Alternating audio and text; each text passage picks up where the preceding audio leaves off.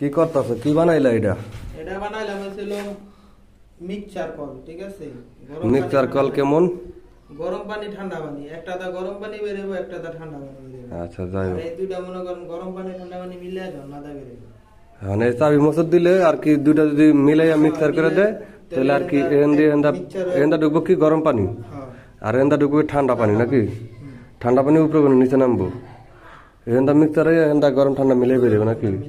আর নিচের নিচের একটা দা শুধু গরম পানি বেরোবো, একটা দা শুধু ঠান্ডা পানি বেরোবো। আচ্ছা আচ্ছা ঠিক আছে, বাদ বাকিটা তারা মিক্সচার করে নিব।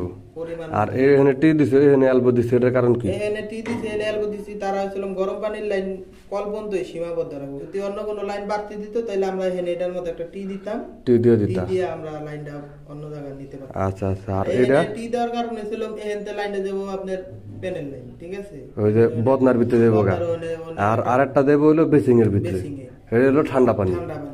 আচ্ছা আচ্ছা ঠিক আছে, তাহলে এটা কিভাবে মাপ দিবে? আহ এখন আমরা বাথরুম আগে মাইকটা মিডল বাইর করব। হ্যাঁ বাথরুম। আচ্ছা এখানে এই যে 4 ইঞ্চির কাম করলা, এটা হলো কি প্যানেল লাইন, আর এটা হচ্ছে পানির লাইন। এটা হচ্ছে পানি বেরিয়ে মানে পুরো বাথরুমের পানি বেরিয়ে। আর এই যে বাথরুম, ঠিক আছে? এখন বাথরুম আমরা মাইকটা আগে মিডল বাইর করব।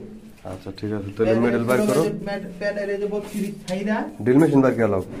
হ্যাঁ হ্যাঁ, যারা অভিজ্ঞ মিস্ত্রি আছে তারা জানাই দিবে। এই যে 33 রাখলাম, এখন আমাকে ওই দিয়েছিলাম 12। আচ্ছা এটা 25 এটা হচ্ছে মিডল। এই যে আমরা 45 এ রাখি, আর কারা কততে রাখে এটা কমেন্ট করে জানায়। হ্যাঁ হ্যাঁ, 45 কি ঠিক আছে না কম আছে বেশি দিয়ে দিলাম? এটা হলো 45। এই মিডল বরাবর কি তুমি যে আদর জিনিসটা বানাইছো, আদর জিনিসটা এই জায়গায় থাকবে নাকি? আচ্ছা ঠিক আছে, এটা হলো কাজের সুবিধার লেগে আগে কইরা নেওয়া। আগে মাপ দিয়ে নিলাম। আচ্ছা তাহলে ওটা দাও, ধরো ভালো করে। তাইলে এখন ধরো চক দিয়া দাগ দাও। হ্যাঁ, আমরা দাগ দেওয়ার পরে ভিডিওতে আবার আইতেছি কি।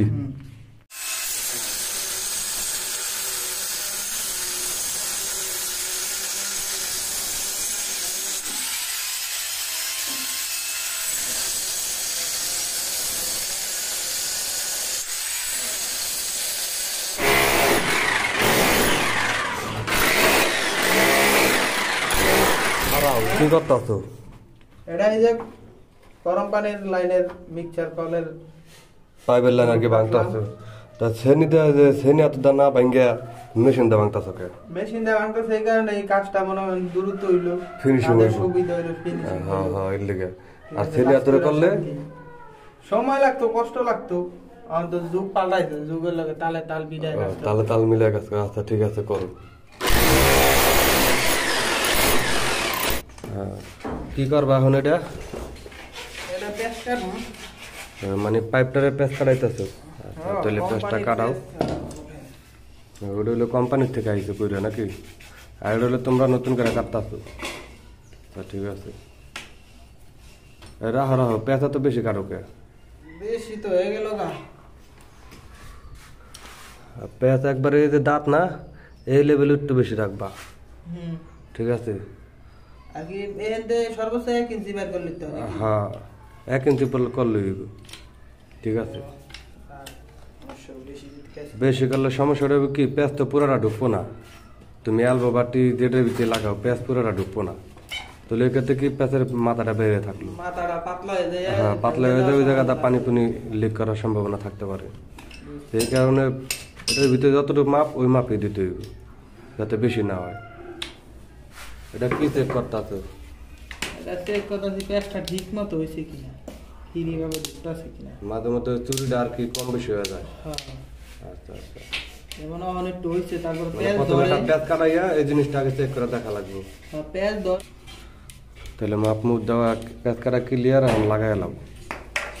আমরা লাগানোর পরে ফেরত আইতেছি। এইতে কি হেন আগে যে পাইপ আসলো এটা খুললে কি প্যান বহাইছে না? আর এটা হচ্ছে কি, এটা হচ্ছে বেসিনের লাইন, ঢুকাই দিলাম। ওই যে থেকে বেসিনের লাইন। আর এই যে হলো 3-4 যেটা মাপ দিয়ে কাটলাম, আজব জিনিস। এই যে এটা হচ্ছে ঝর্ণার চাবি আর কি। আর এই তো ঝর্ণার কল উপরে, আর নিচে বালতির কল। এই যে এখানে আছে বদনার কল। ওকে পাইপটা কতটুকু রাখছো? বেশি বেড়ে গেছে, এতটুকু সমান রাখলো তো, আটু ঠেলা দাও। ওদিকে আবার সাইজ হলে বেশি মিলে দেবো। এই যে যতটুকু না, এতটুকু দিলে তোমার জিনিসটা ভালো হয়ে গেল, চুল টুল দেওয়া বাঁচবো না, বুঝো না?